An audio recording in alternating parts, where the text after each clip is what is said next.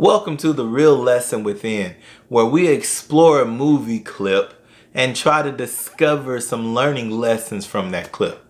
Well, here's today's clip from The Equalizer 2.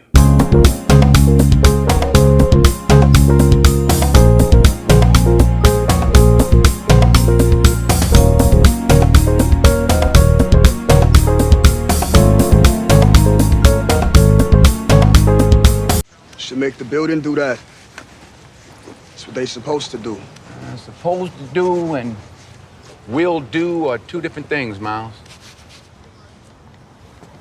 You know they got painting companies around here. I know they charge $600-700 to do the job. I know that. Number one, it still takes a village. Denzel's character, Robert McCall, looked at Miles and was like, I see something in him. I see some greatness still there with him. And even though he's a little rough around the edges, like, I see something there. It's up to us to help them. It's up to us to model that excellence. It's up to us to teach them ways how to not just survive out there in the real world, but to strive out there in the real world. And it reminded me of my father. My father always went by that same adage. It takes a village to raise a child, to raise children. My dad knew that it wasn't just him teaching everybody, but it was the community. It was the whole. It was the tribe. It was our city. It was the hood. We all kind of took care of each other. And this comes from an African proverb of that exact same thing, basically saying that the community elders all work together to help raise the children in that elderly community, or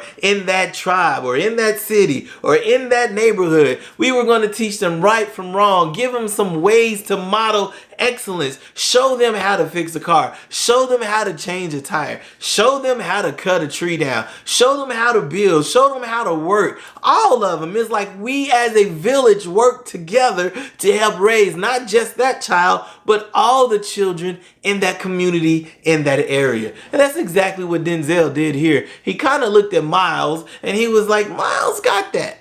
It still takes a village. Today, teachers, educators, our villages are schools. Our villages are communities. Whether we are near the school and live near the school, or whether we live far away, it still takes a village. Should I do this for $350? You? Yeah. I'm an artist, man. I go to Bridgeview Arts. You know, I got special talent. Yes, you do. And it takes talent to make money. But it takes brains to keep it, Miles. Yeah, well, I'm out here making my money, man. Short money, Miles. That's short money. Number two, talent ain't enough. Yes, I'm going to use improper grammar right here to put some more stank on it. Talent ain't enough. Yes, Miles was very talented, and if you notice during this clip, Miles kind of flexes a little. He's like, yeah, I go to that school. Well, that school ain't enough. Your talent can be awesome, but your personality can still be trash. You can be the greatest teacher in the world, but if you don't connect with your students, that greatness of your teacher is trash. Your talent is not enough. Denzel saw this in that character. Here's Robert looking at him and sizing him up, saying, yeah, your talent is enough, huh? Yeah, well, you're not really showing me that your talent is enough. Yes, you can be an amazing artist, but you kind of haven't shown me that through your character, because character always trumps the talent. Miles flexed the school like, hey, I go to such and such school, and but you notice that Denzel just kind of looked at him. Why? Because you can be the most talented person in the world.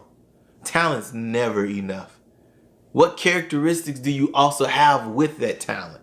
Yes, they have academic ability. Yes, they are in our AP exam courses. Yes, they make 4.0s here, there, and everywhere. But what about them soft skills? What about those 21st century skills? What about those essential skills? They are named everything else now. What about those career and readiness skills? How are we teaching them to communicate? How are we teaching them empathy? How are we helping them with those soft skills that will help outside? Because talent is not enough. I tell you what, 350 is a little high, but I appreciate the offer. Number 3, this is a tough lesson for me and I'm still learning it as well. It's okay to say no, but thank you. During this clip here, you notice Denzel was still working it out and trying to scrub off the graffiti, and Miles is like, hey, I could do it for X amount of dollars. And then Denzel looks at him and Denzel's like, hey, I appreciate your offer, but no thank you. There are some times that you just gotta say no. It's cool. Stretching yourself thin, it's cool to say no. Perhaps you're in 18 committees at your school and then the principal asks you to be in number 19 and number 20. It's okay to say no, but thank you. Notice Denzel said that. He gave a firm no, but he eased it up with a but thank you at the end. Students have to learn that as well. Peer pressure will get the best of them. How are we as educators teaching them how to say no, but thank you? Administrators, how are we doing that where the teachers come inside of our offices and we know that we are busy during this time and we've got to get this paperwork done or we've got to do this count or we are just busy and a teacher barges in and needs to talk? It's okay to say no. Not right now, but thank you.